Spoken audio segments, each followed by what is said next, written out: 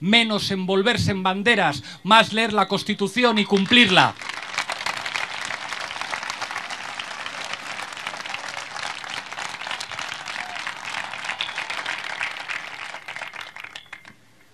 Gracias, Miquel, por haber dado un paso adelante en un momento difícil. Estoy convencido de que Podemos no solamente va a formar parte del próximo gobierno en Navarra, sino que puede encabezarlo. Muchísimas gracias, compañero.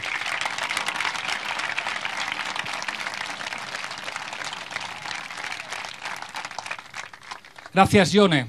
Vamos a ganar las elecciones generales en Navarra y no tiene que ver solamente con nuestras virtudes. Creo que las navarras y los navarros no van a entender que UPN se haya aliado con una formación política como Ciudadanos que desprecia abiertamente el autogobierno y que tiene que buscar en el diccionario lo que significa la palabra foralidad.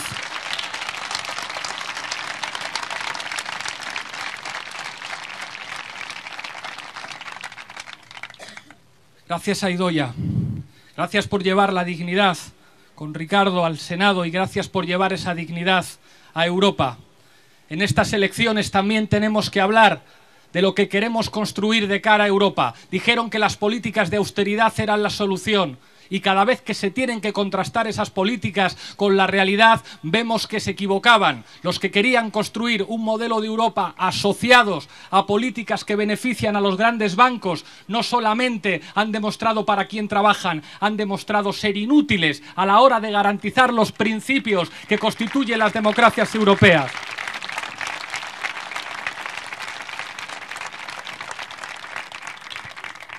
Y gracias, Carmita, y gracias, Yamila.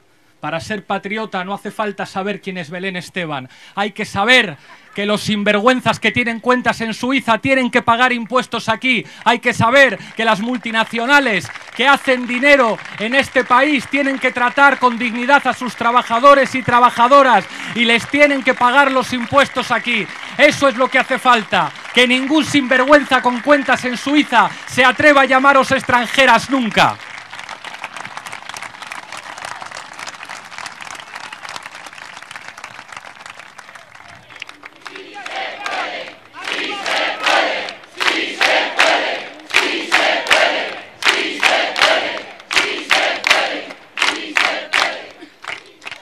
Hace una semana pasó algo extraño en la precampaña electoral. Dijimos cosas muy sencillas. Dijimos, los bancos tienen más poder que los diputados. Dijimos, fondos buitres como BlackRock, como Blackstone, tienen más poder que los diputados. Dijimos, las multinacionales tienen más poder que los diputados. Los propietarios de los medios de comunicación tienen más poder que los diputados y eso señala una democracia menoscabada, una democracia limitada.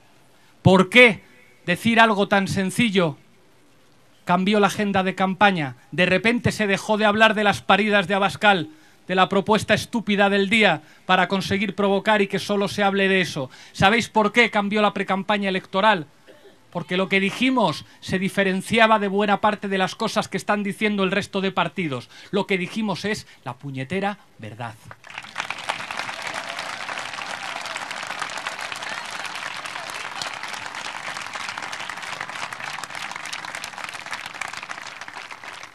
La verdad tiene una potencia política especial.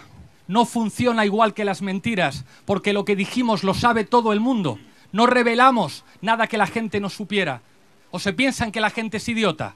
¿Que la gente piensa que un ciudadano tiene el mismo poder que Botín, que Ortega, que Florentino Pérez? ¿O que la gente es idiota y no sabe que las grandes multinacionales se pueden comprar a políticos? ¿O que la gente es idiota y no sabe que lo que ha hecho el despacho de abogados Cuatrecasas fichando a Soraya Sáez de Santamaría es agradecerle los servicios prestados como vicepresidenta del gobierno?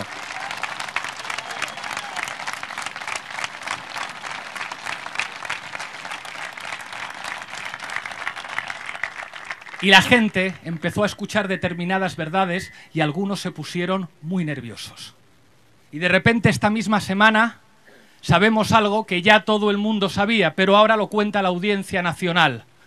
Que ha habido una trama criminal que vincula a policías corruptos, que vincula a poderes políticos y también a poderes mediáticos no solamente para atacar a una formación política y para impedir un gobierno, sino para destruir la democracia en España, que es lo que están haciendo.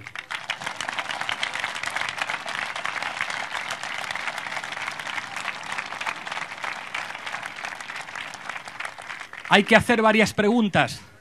¿Por qué esos policías corruptos, presuntamente corruptos, como Villarejo, como Pino, cobraban sueldos de escándalo, mientras buena parte de los agentes no han recibido la equiparación salarial y tienen que pagarse con su propio dinero los chalecos antibalas? ¿Quién puede responder a esa pregunta?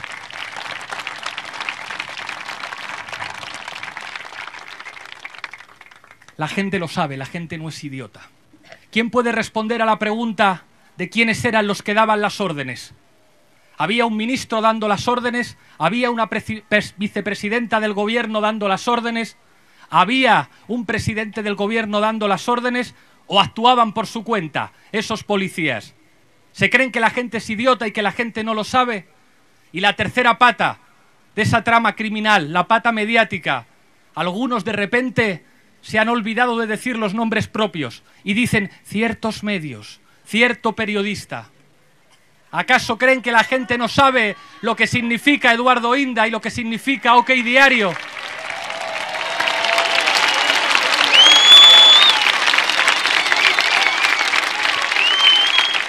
Hay que responder algunas preguntas. ¿Por qué el Ministerio de Industria financiaba OK Diario? ¿Por qué? ¿Por qué cuando pedimos en el Congreso de los Diputados la comparecencia de Villarejo, el Partido Socialista unió sus votos a los del Partido Popular y a los de Ciudadanos para impedir que Villarejo fuera al Congreso? ¿Por qué? La gente sabe la respuesta. ¿Por qué Eduardo Inda tiene las ventanas mediáticas que tiene, de las que no goza prácticamente ni un solo periodista honrado en este país? ¿Por qué? ¿Quién le protege? ¿Quién tenía interés de que no hubiera un gobierno en España en el que hubiera ministras y ministros de Unidos Podemos? La respuesta es muy sencilla. Me lo dijo personalmente un directivo. No les gusta vuestra reforma fiscal. No les gusta a algunos que si vosotros gobernáis, los que no han pagado impuestos en su vida tengan que esforzarse también como se esfuerza la gente trabajadora, la pequeña y la mediana empresa y los autónomos.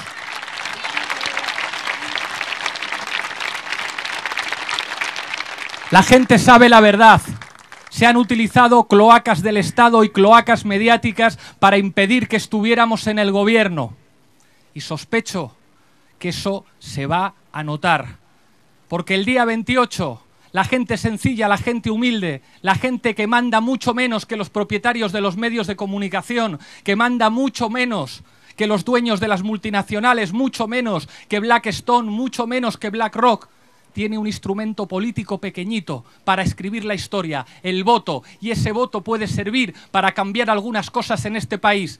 Va a haber muchos tertulianos, va a haber muchos fabricantes de encuestas que van a querer escribir la historia, pero la gente sencilla, la gente normal, tiene una oportunidad de decir que no, que en este país puede haber un gobierno diferente, que haga pagar impuestos a quien los tiene que pagar y que cuide los servicios públicos.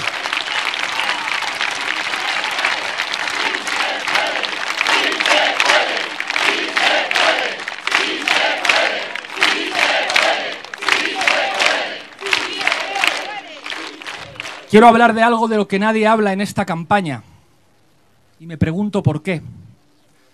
Quiero hablar de los bancos. Quiero hablar de los bancos. ¿Por qué ningún candidato a la presidencia del gobierno habla de los bancos en esta campaña? ¿O es que no son importantes los bancos? ¿Por qué ningún candidato en esta campaña recuerda que los bancos deben a los ciudadanos de este país 60.000 millones de euros?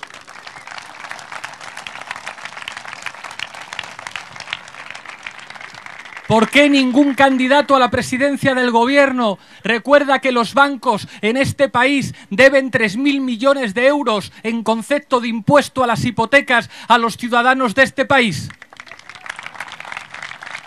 ¿Por qué ningún candidato a la presidencia del gobierno recuerda que esos 3.000 millones que deben los bancos a la gente en concepto de impuestos Lo declaró el Tribunal Supremo, la sala competente del Tribunal Supremo. ¿Por qué ninguno recuerda que hubo llamadas telefónicas al Tribunal Supremo para ponerlo de rodillas frente a la banca? ¡Qué humillación a la democracia española! ¡Qué humillación al Poder Judicial! Que los poderes financieros pongan en el suelo de rodillas al Poder Judicial en este país. ¿Por qué ningún candidato habla de eso? ¿Por qué ningún candidato cuenta que la concentración bancaria en España ha hecho que la gente que vive en el mundo rural, en los pueblos, no tenga servicios financieros mínimos y tenga que ir en coche que les llevan los vecinos a sacar dinero de un cajero automático? Porque no es rentable poner cajeros automáticos en los pueblos pequeños. ¿Sabéis por qué no hablan de eso? Porque el resto de formaciones políticas están endeudados hasta aquí con los bancos.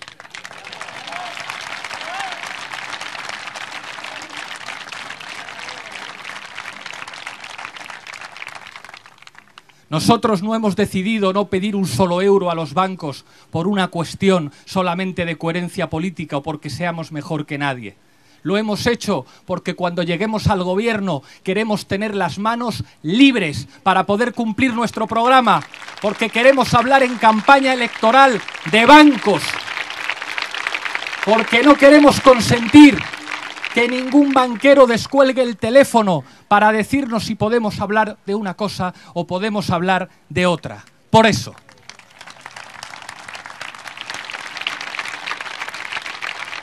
Y por eso podemos permitirnos hacer propuestas que ninguna otra formación hace. Recuperar euro por euro los 60.000 millones. ¿Sabéis en qué se traducen 60.000 millones a la hora de hacer escuelas infantiles de 0 a 3 años? ¿Sabéis cuántos hospitales se pueden construir? ¿Cuántos aparatos de mamografías? ¿Cuántas incubadoras de primera generación, que yo he vivido lo que significa eso en un hospital público? ¿Sabéis lo que significan 60.000 millones de euros? No se puede consentir que haya formaciones políticas en una democracia que le deban dinero a los bancos.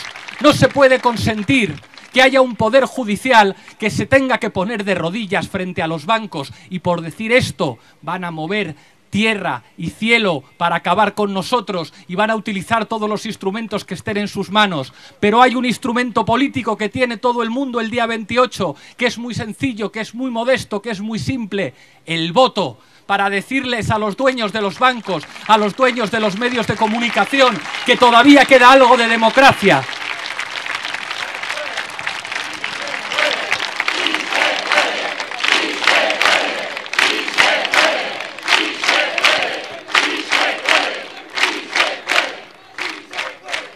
Y vamos a proponer también hacer una banca pública, nos lo podemos permitir. Vamos a decir que es una vergüenza sanear con dinero público algunas entidades financieras como Bankias, expoliadas por sinvergüenzas y por políticos corruptos, y que pretenden algunos privatizar una vez que se han rescatado con dinero público. Pues nosotros decimos, como en Alemania, una banca pública que asegure líneas de crédito a pequeños y medianos empresarios, que asegure inversiones en infraestructuras estratégicas, que asegure la dignidad de un sistema financiero que no se puede entregar solamente en las manos de buitres que solamente buscan el beneficio.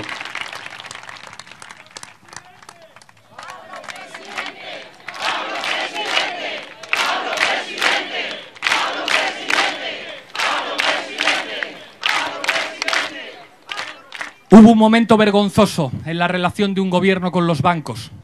Si os acordáis, me lo recordaron en una entrevista hace una semana. Decían: señor Iglesias, el gobierno del Partido Socialista dijo que a partir de ahora ya la gente no tiene que pagar los impuestos de las hipotecas. Lo que había dicho la sentencia del Tribunal Supremo de su sala competente es que los bancos tenían que devolver ese dinero. Nosotros no tenemos deudas y podemos asegurar que si gobernamos, los bancos en este país van a devolver euro por euro a las familias.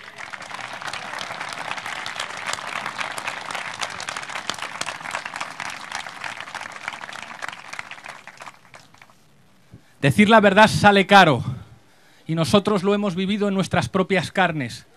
Pero la verdad significa muchas cosas para la gente modesta y para la gente humilde. Esta campaña ha cambiado. De repente ya no hay que discutir de la ocurrencia de provocadores. De repente ya no hay que discutir de lo que decidan los propietarios de los medios de comunicación. Vamos a hablar de las cosas de comer, vamos a hablar de los bancos, vamos a hablar de quién manda, vamos a decir la verdad.